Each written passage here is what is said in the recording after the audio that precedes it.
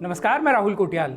छुई बातों की गठरी और फसक का फंचा उठाए हम एक बार फिर से हाजिर हैं अपने साप्ताहिक कार्यक्रम के साथ, जिसका नाम है एक्स्ट्रा कवर।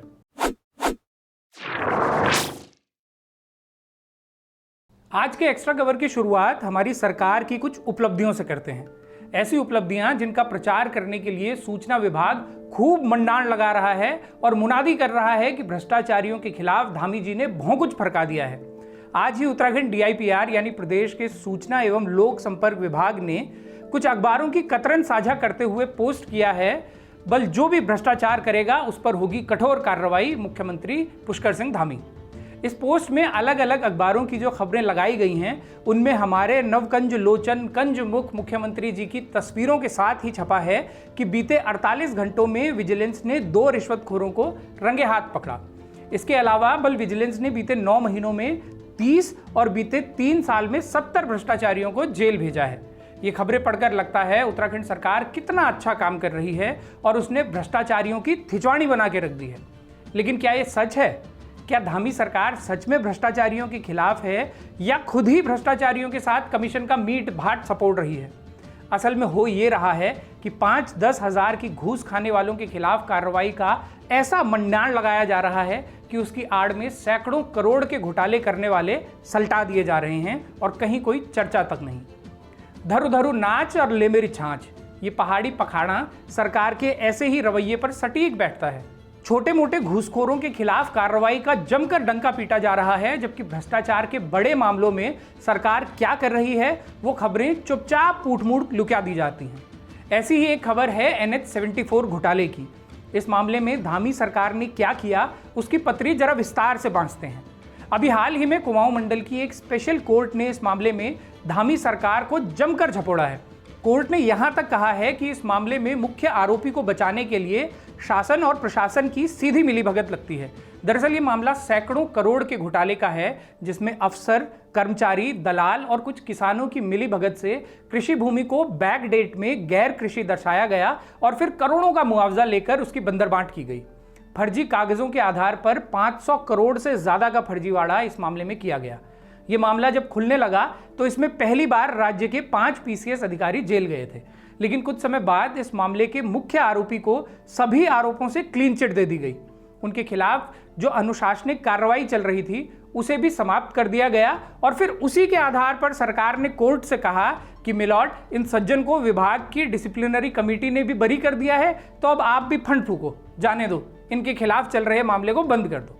लेकिन विशेष न्यायाधीश नीलम रात्रा ने ऐसा नहीं किया, बल्कि 53 पन्नों का फैसला लिखवाते हुए सरकार को अच्छे से आईना दिखाया।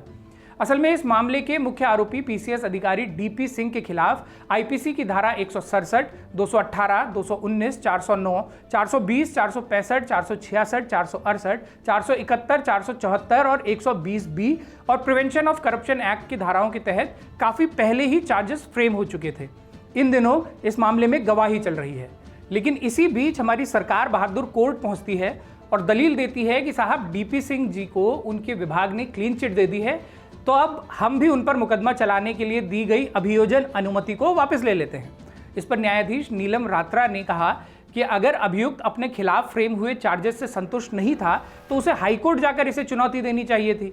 अभियोजन ने भी मुकदमा चलाने की अनुमति सारी चीज़ों को देखने परखने के बाद ही दी थी। उसे सिर्फ इसलिए वापस नहीं लिया जा सकता कि विभागीय कार्रवाई में अभियुक्त को बरी कर दिया गया हो। कोर्ट ने यह भी कहा कि ऐसा करने का सरकार को कोई अधिकार भी नहीं है और इसमें अभियुक्त को बचाने की मिलीभगत नजर आ रही है। मजेदार यह भी है कि इस मामले में DP सिंह पर कार्रवाई की अभियोजन स्वीकृति वापस लिए जाने के लिए उधम सिंह नगर के DM साहब सुप्रीम कोर्ट और हाई कोर्ट की कुछ नज़ीरें भी लेकर कोर्ट में पहुंच गए थे। इस पर कोर्ट ने उन्हें भी 2 झपाक लगाई और याद दिलाया कि जनाब, आपको ऐसा करने का कोई अधिकार ही नहीं है। इस फैसले के पेज नंबर 19 पर न्यायाधीश नीलम रात्रा ने लिखवाया है कि शासन द्वारा इस स्तर पर बिना किसी उचित आधार के सिर्फ अनुशासनिक कार्रवाई में बरी होने पर अभियोजन स्वीकृति को वापस लेने का जो कृत्य किया गया है वो अब उसके क्षेत्राधिकार से बाहर है और मनमाने ढंग से अभियुक्त को लाभ पहुंचाने के लिए किया गया कृत्य है।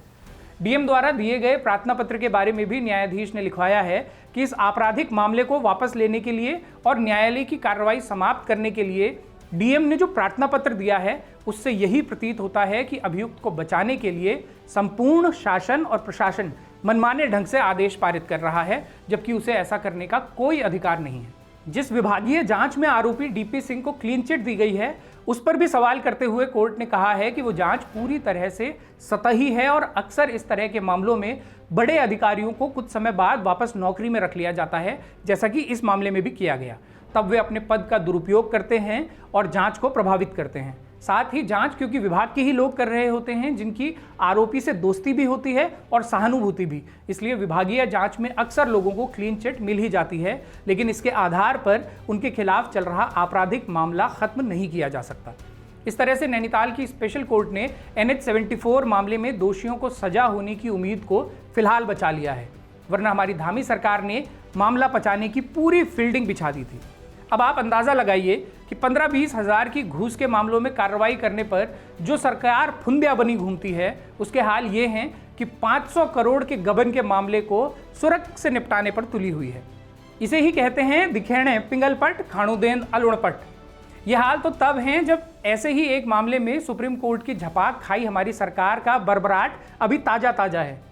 अभी कुछ ही समय पहले देश की सर्वोच्च अदालत ने हमारे मुख्यमंत्री को याद दिलाया था कि ये कोई सामंती काल नहीं चल रहा कि मुख्यमंत्री जो चाहे वो कर लें। ये मामला था जिम कॉर्बेट रिजर्व में हुए पेड़ों के कटान और 157 करोड़ रुपए के एक प्रोजेक्ट का। उस समय जिम कॉर्बेट के निदेशक रहे IFS अधिकारी राहुल के खिलाफ भी कार्रवाई हुई थी और उन्हें इस पद से हटाया गया था। उनके खिलाफ आज भी विभागीय जांच लंबित है, लेकिन फिर भी बीते दिनों मुख्यमंत्री धामी ने उन्हें राजाजी टाइगर रिजर्व का निदेशक बनाने का आदेश जारी कर दिया। कॉर्बेट के निदेशक पद से हटाए गए इन व्यक्ति को राजाजी का निदेशक बनाए जाने पर तमाम सचिवों के साथ ही मौजूदा वन मंत्री तक ने आपत्ति जताई थी, लेकिन धामी जी ने इन आपत्तियों को पुटपुंजिया ढूंढ की तरह फुंड चुलाया और उनकी नियुक्ति का आदेश जारी कर दिया। ये मामला जब सुप्रीम कोर्ट पहुंचा तो वहां से धामी जी को खूब झपाक लगाई गई।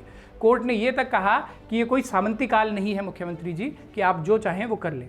इतने बेआबरू होकर सुप्रीम कोर्ट के कूचे से निकलने के बाद धामी जी को IFS राहुल को राजा जी के निदेशक पद से हटाना पड़ा था, लेकिन NH-74 मामले में धामी सरकार एक कदम और आगे बढ़कर आपराधिक मामला ही घाम लगाने चल पड़ी थी। भला हो कि एक बार फिर से कोर्ट ने इस मामले में न्याय की उम्मीद को बचा लिया है। फिलहाल बढ़ते हैं अगली खबरों की तरफ, और इसे समझने के लिए पहले आप ये वीडियो देखिए। डॉक्टर नहीं है,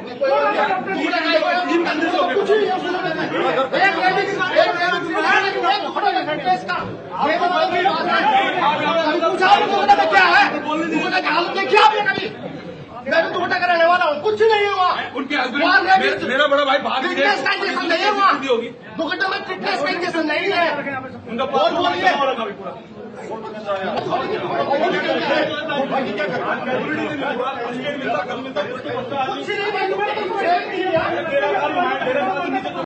अरे छोड़ो यार, इनको क्या बोलना है।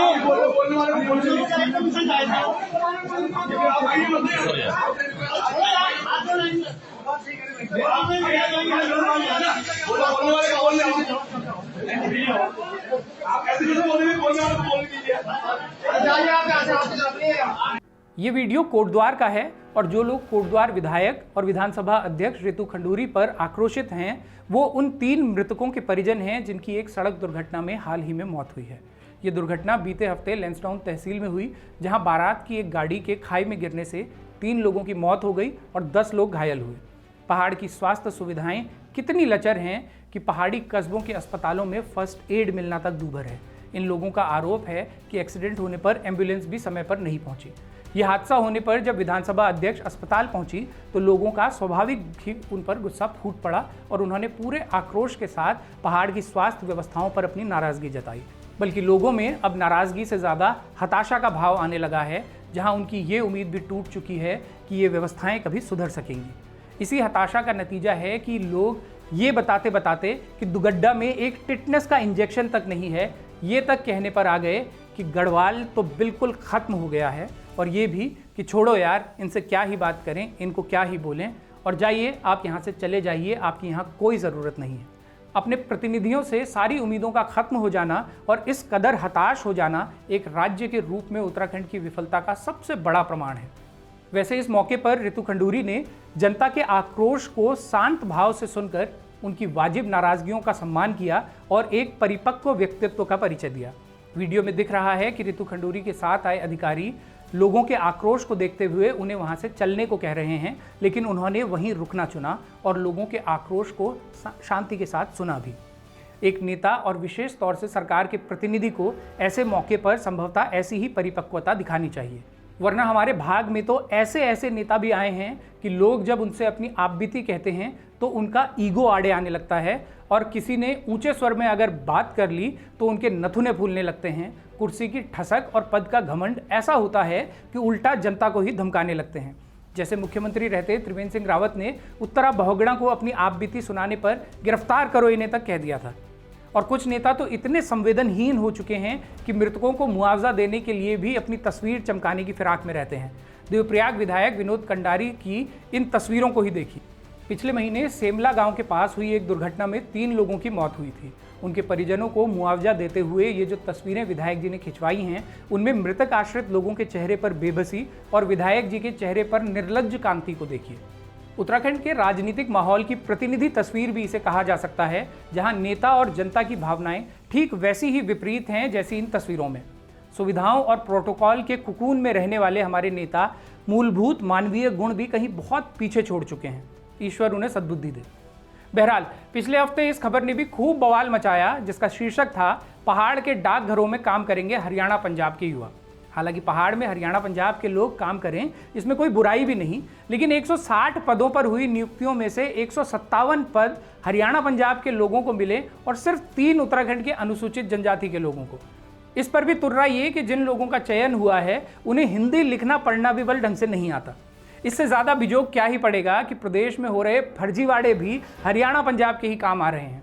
सरकार से हमें निवेदन करना चाहिए कि सुविधाएं तो आप सुधार नहीं पा रहे, कम से कम व्यवस्था ही ऐसी बना दो कि घोटालों का लाभ मूल निवासियों को मिलने लगे। भाई, जब फर्जी सर्टिफिकेट से 100% अंक दर्शाकर हरियाणा पंजाब के युवा को पहाड़ में नौकरी दी जा सकती है, तो कुछ गर्मा गर्म मार्कशीट अपने ही युवाओं के लिए छाप देते, A+B का होल स्क्वायर करके स्थानीय युवाओं को दे देते, और जो एक्स्ट्रा 2A भी बचता उससे आपकी भी वाहवाही होती कि चलिए स्थानीय लोगों को सरकारी नौकरी तो मिली। वैसे मजाक से इतर पोस्ट ऑफिस जैसी सुविधाओं में स्थानीय लोगों को ही नियुक्ति का प्रावधान होना चाहिए, जिन्हें स्थानीय भाषाओं की भी समझ हो। लेकिन उत्तराखंड में ऐसा उतनदंड है कि यहाँ तो सरकारी नौकरी की जिन परीक्षाओं में गढ़वाली कुमाऊनी भाषा से जुड़े 2-4 सवाल पूछे भी जाते हैं, उन पर भी कई विधायकों को आपत्ति है। उधर कैबिनेट मंत्री सौरभ बहुगुणा और विधायक शिव अरोड़ा के नेतृत्व में पिछले हफ्ते एक प्रतिनिधिमंडल मुख्यमंत्री से मिला कि प्राइमरी स्कूलों में बंगाली पढ़ाई जाए। इस पर कई लोगों ने आपत्ति भी दर्ज की है। वैसे स्कूल में किसी भी भाषा की पढ़ाई जाने पर आपत्ति नहीं होनी चाहिए, बशर्ते यहीं की भाषाओं को हाशिए पर धकेल कर ऐसा न किया जा रहा हो। स्कूलों में गढ़वाली, कुमाऊनी और जौनसारी सिखाने के विकल्प भी तैयार होने चाहिए और इन भाषाओं को रोजगार से जोड़ने के तरीके भी विकसित होने चाहिए। इस दिशा में सरकार कोई ठोस काम कर नहीं रही और ये आड़ू बेड़ू घिंगाड़ू खूब कर रही है। वैसे ये पोस्ट ऑफिस की नियुक्तियों के मामले में सांसद अनिल बलूनी का बयान आया है कि उन्होंने केंद्रीय मंत्री ज्योतिरादित्य सिंधिया से इस बारे में बात की है कि पहाड़ी क्षेत्रों में उन्हीं लोगों को नियुक्ति दी जाए जिन्हें स्थानीय बोली भाषाओं का ज्ञान हो। तो वे जालू बोलकर फिलहाल नेताओं ने इस मामले में जनता को थमथिया तो दिया है। पिछला हफ्ता उत्तराखंड में हुए साइबर अटैक के लिए भी चर्चित रहा, जिसके चलते एक तरह से पूरा सरकारी तंत्र ठप पड़ा हुआ है। एक खबर के अनुसार इस अटैक के चलते 540 करोड़ के भुगतान लटके हुए हैं और कई तरह के काम तो पूरी तरह से बंद हैं। मुख्यमंत्री जी इस दौरान हरियाणा और कश्मीर के चुनावों और राजस्थान के दौरों से फुर्सत निकालकर जब उत्तराखंड आए तो खौले गए कि यहाँ हुआ क्या। सरकारी फाइलें जिन्हें सब कुछ ठीक रहते हुए भी ठसकने में दिक्कत होती है, अब तो पूरी तरह से ठप ही हो गई हैं। पहली छैबल बूढ़ गितांग अब तो नाती जीवे। प्रमाण पत्र बनवाने से लेकर रजिस्ट्री करवाना तक सब फिलहाल बंद है। सरकार अब तक ये भी पता नहीं लगा सकी कि ये साइबर हमला कहां से और कैसे हुआ। हालांकि केंद्रीय एजेंसी भी इस समस्या का समाधान निकालने के लिए राज्य सरकार की मदद कर रही है। डिजिटल इंडिया का उत्तराखंड फिलहाल तकनीकी रूप से कॉमा में है, लेकिन गनीमत है कि नेताओं की रील्स बनने और जनता तक पहुंचने में कोई दिक्कत नहीं आ रही, इसलिए ऑल इज वेल बोलकर धुपाना अच्छे से दिया जा रहा है। वैसे रील से याद आया, अपने धाकर धामी जी पर भी एक गीत गाते हुए किसी ने रील बनाई है और धामी जी के साथ में ही बनाई है। क्या कमाल की रचना की गई है, आप भी सुनिए। यूनिफॉर्म सिविल कोड लगे धामी जी, यूनिफॉर्म सिविल कोड लगे धामी जी।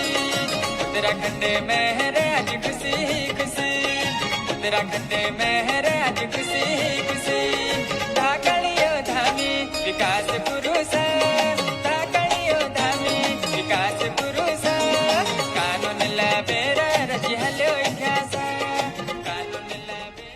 धामी जी की क्यूट मुस्कान और जिस तरह से वो ब्लश कर रहे हैं उसने इस रील में और 4 चांद लगा दिए हैं। इस कालजयी रचना का नायक होने के लिए समस्त प्रदेशवासियों की ओर से धामी जी को फंचा भर के बधाई। बताया जा रहा है कि रचयिता ने बल ये गीत रचने के बाद अपनी कलम तोड़ दी है। वैसे तो बीते हफ्ते के कुछ और मुद्दों पर चर्चा करनी थी, लेकिन इस गीत के बाद कुछ कहने सुनने की गुंजाइश ही कहाँ रह जाती है। तो जाते जाते आप इसी गीत का आनंद एक बार फिर से लीजिए। यूनिफॉर्म सिविल कोड लागे धामी जी, यूनिफॉर्म सिविल कोड लागे धामी जी, उत्तराखंड में है रे आज खुशी खुशी, उत्तराखंड में है रे आज खुशी खुशी। धाकड़ियो धामी विकास पुरुष, धाकड़ियो धामी विकास पुरुष, कानून लाबेरा रची हलो इतिहास, कानून लाबेरा। तो ये था इस हफ्ते का एक्स्ट्रा कवर। आपको ये कार्यक्रम पसंद आया हो तो इसे शेयर जरूर कीजिएगा और इसके साथ ही बारामासा को मजबूत करने के लिए चैनल की पेड मेंबरशिप या सुपर थैंक्स का बटन दबाकर हमें सहयोग कीजिएगा। अपने सुझाव, प्रतिक्रिया या एक्स्ट्रा कवर से निकलती कोई खबर अगर आप हम तक पहुंचाना चाहते हैं तो इस मेल आईडी पर लिख भेजिए। अगले हफ्ते फिर से होगी मुलाकात। तब तक के लिए सिमनिया पैलाग, नमस्कार।